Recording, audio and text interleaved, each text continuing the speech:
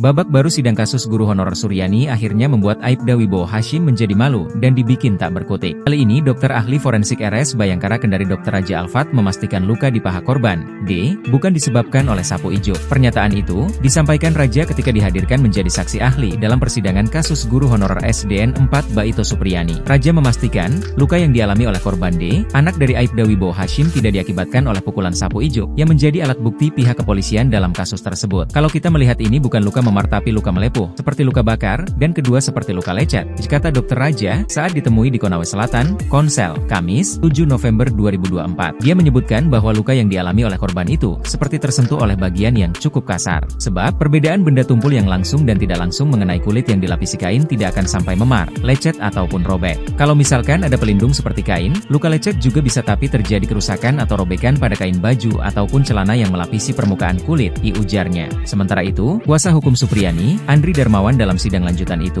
pihaknya sengaja mengundang saksi ahli untuk pembuktian dalam fakta persidangan tersebut. Dalam sidang sebelumnya, pemeriksaan saksi yang mengungkap upaya penyidik Polsek Baito yang memaksa Supriyani untuk mengakui dugaan penganiayaan terhadap siswanya inisial D, 8. Dalam sidang pemeriksaan saksi tersebut, Jaksa Penuntut Umum, JPU, menghadirkan sebanyak 5 orang, yakni Aibda Wibowo Hashim yang merupakan ayah korban dan Nur Fitriana ibu korban, serta Siti Nuraisah, Lilis Herlina selaku guru, dan Kepala SDN 4 Baito Sana Ali.